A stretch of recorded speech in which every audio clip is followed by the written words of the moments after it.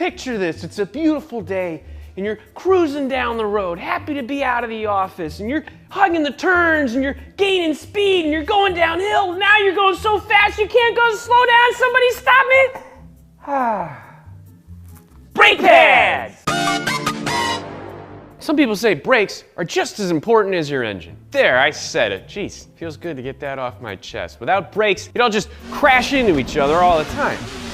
Well, it sounds pretty fun. Doesn't make much sense if you're trying not to be dead. Most of us have disc brakes on the car, but the disc is only half of what's needed to stop your car. The other half is the pad. So as technology advances, the materials we use for brake pads changes drastically. Bertha Benz of Mercedes-Benz fame gets credit for inventing the first brake pads, and they were leather. That was in 1888. The first disc brakes used in production were in a car made in 1902 by the Lanchester Company. It had thin copper pads that wore down quickly from dust and dirt, and really they were pretty useless. And the idea didn't really catch on until 50 years later when the Jaguar team won the 1953 Le Mans, demonstrating the superiority of disc brakes over drum brakes. So, the brake pad, or shoe as it's sometimes called, is made up of a solid metal backing with a brake lining, which is a relatively soft but tough material with a high coefficient of dynamic friction. The job of the brake pad is to convert the kinetic energy of the vehicle to thermal energy through friction. When the driver presses on the pedal, two brake pads contained in the caliper are hydraulically clamped around the rotor. Nope. Think of a crab pinching a spinning quarter. When the pads come into contact with the rotor, they create heat, and that results in a small amount of residual material being left on the disc. This material allows the pads and the rotor to stick together. Brakes create friction in one of two ways: abrasive friction and adherent or adhesive friction. Thinking about abrasive friction, let's move away from brake pads and think instead about sandpaper. You know why sandpaper is abrasive? It's because it wears down what it's rubbing. On the other hand, when the brake pad comes into contact with the rotor, that abrasive friction causes a lot of heat and is pretty destructive. It gradually wears down the rotor. Adherent friction is what happens when a thin layer of the brake pad bonds to the rotor through the process of heat and friction. When the brake pad presses on the rotor, it essentially sticks to the residue that it's left on the surface. Higher end brake pad use more adherent friction because it's less destructive and the rotors last longer. All right. Dynamic friction coefficient is a measurement of how effective a brake is. We talk about the forces on the pad and then the force on the rotor. The force on the rotor is called brake force. To figure out the dynamic friction coefficient, we're going to compare the two. If the brake puts a force of 1,000 newtons on the pad and the resulting brake force is 400 newtons, then the dynamic friction coefficient, or DFC, is 0.4. A normal commercial brake pad has a dynamic friction coefficient of around 0.35 to 0.42. Some high-end racing brake pads can achieve a DFC of 0.62. And that's keeping a lot more force. Most consumer brake pads have a cool feature called a warning tang, and as we know, the warning tang clan ain't nothing to mess with.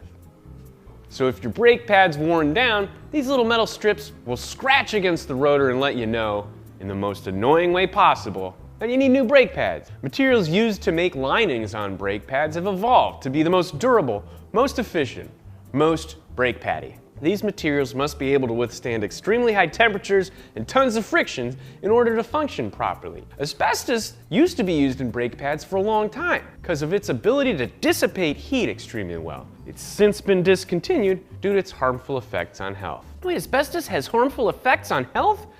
Now you tell me.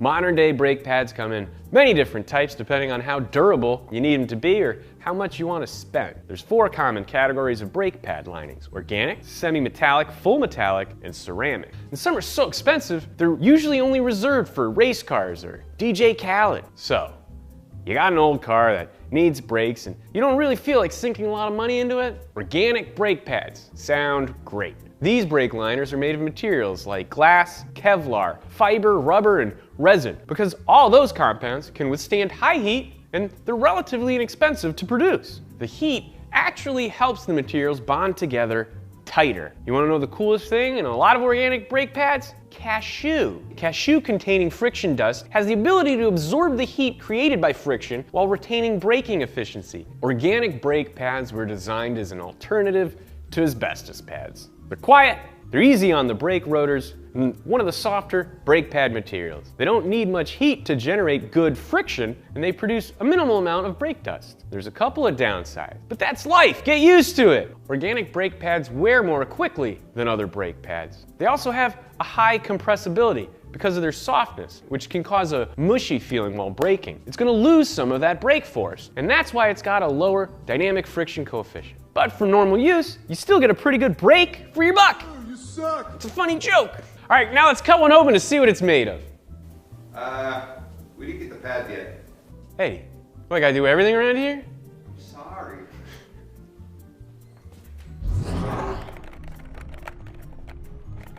Hey, what's up, buddy? How you doing? Hey, you know, I watched one of your shows. Yeah, what'd you think? You spelled diesel wrong. I know.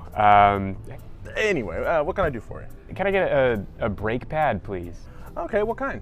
I'm gonna cut it open, so. Oh, okay. I'll be right back. Got your brake pad for you, right? Wonderful. That's spelled B-R-A-K-E. Thank you. Welcome. See you in a week. All right.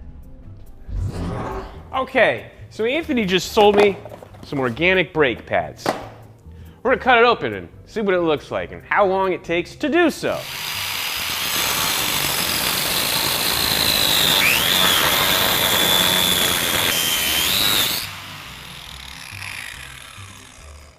I mean, we're almost there. Drill, baby, drill.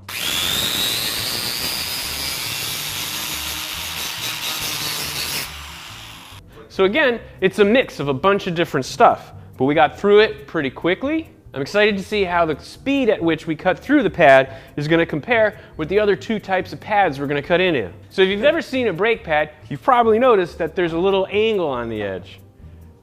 Zach, get out of the lab. That's a chamfer. Let's talk about that. If the surface of the brake lining's not perfectly aligned with the surface of the rotor, it can cause some problems. And that could be because of debris, or maybe it was installed improperly. The extra vibration usually translates into more noise. One way engineers deal with this when they design the brake pad is through chamfers. A chamfer is an angled cut on either end of the pad that controls how the edge of the pad reacts when it's pressed against the rotor. This cut ensures the largest amount of surface area touching the rotor, cutting down vibration and in turn, cutting down noise. Okay, so you got rid of your old beater. You traded up for a nice mid-sized luxury car. Good for you! You got a good deal, but it needs new brakes. You want to spend a little more on your pads. So you go with semi-metallic. These brake pads are made up of anywhere between 30 to 65% metals, like steel, iron. These are tough metals that can handle a lot of heat. And the rest is made up of friction modifiers, like fillers and resins, as well as graphite lubricant. These are materials that bond together and dissipate heat well. These are arguably the most versatile of brake pads. They last a long time and provide better performance than organic pads. They do, however, produce a little more noise and a little more dust. Okay, now let's cut one open. Eddie, give me the semi-metallic brake pad. I swear to God, Eddie, if I gotta go back, this guy's gonna think I'm an idiot. Hey, me again, Anthony. I'm hoping I can return this. I'm looking for something a little bit more high performance. Oh, totally. Returns are easy and simple. It sure feels like Nolan. You know how to get these out of the back. Thanks, man. I appreciate it. You're welcome. It sure feels like Nolan, doesn't it? You think he's got a brother? Anyways, Anthony gave me this semi-metallic brake pad. This type of brake pad's got a little bit higher level of metallic components, so we're gonna do what we do. So I got a new blade and a new pad. Let's see how it does.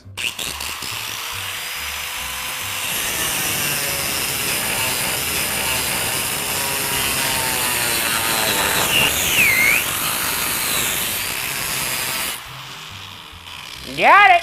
This is the semi-metallic, and it did take a little bit longer than the organic to get through this top part till we got to the sparks. And you can see a slight difference. Down here, that's the tang. So if you hit that, it's gonna squeal by design. That means you need new brakes. It's cool, man. Pretty sick. Some things that are unavoidable when it comes to any type of brake pad are dust and the gas produced by superheated pads. There's no way around it, like your mom in a hallway. These things can be detrimental for brake pads, causing a drop in efficiency and lopsided wear. If too much gas builds up, the pads aren't going to get a solid contact with the rotor. Remember, we're turning kinetic energy into thermal energy, and if the brakes can't dissipate the heat and they get too hot, they can't stop the kinetic energy. Slots in the brake pads let the dust and hot gases escape without causing pressure or extra heat. They can also relieve some friction and reduce vibration, and that means quieter brakes! And now, wouldn't you know it, you get bored with that luxury car. You trade it in for a high-end sports car, and boy, that thing is fast. But the mechanic says it needs new brakes. Can't catch a brake, am I right? All right, this time, you decide to shell out some serious cash for some brake pads. So you go with ceramic. Ceramic just means a solid, inorganic compound, like a brick or porcelain. This type of pad has a longer life than organic and semi-metallic pads. And it's also pretty quiet. And the dust they produce is light and doesn't stick to wheels. The downside is that ceramic pads are super expensive. Let's cut one of those open. Eddie, so help me gosh, if there isn't a ceramic brake pad in this office, I'm gonna be upset. Oh man, oh man. Oh. Do you actually think he's mad? Yeah, I think he's mad. I've never seen him like this. No, he's not mad. Bart doesn't get mad. How was I supposed to know? I don't know. Eddie, I think you really dropped the ball on this. Oh, you know what? I just found it. I have the ceramic pad. He's gonna be pissed. What do you want me to do? Get rid of it. Just be cool. Act normal. I'm sorry, guys. That wasn't that big of a deal. I kind of flew off the handle. No harm, no foul. So this is a higher performance ceramic brake. It's a little bit different composition. I got a new blade, new brake pad. Let's see. Hold on. Hello? It's Pep Boys. Anthony, how you doing? Oh. Yeah, I forgot I actually cut that in half. Okay. Same card, just put on the same card. Yeah. All right, we'll see you soon, buddy.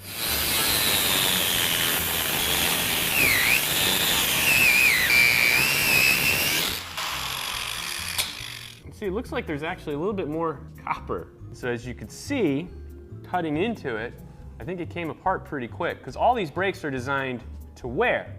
You want the brake to wear, not the rotor.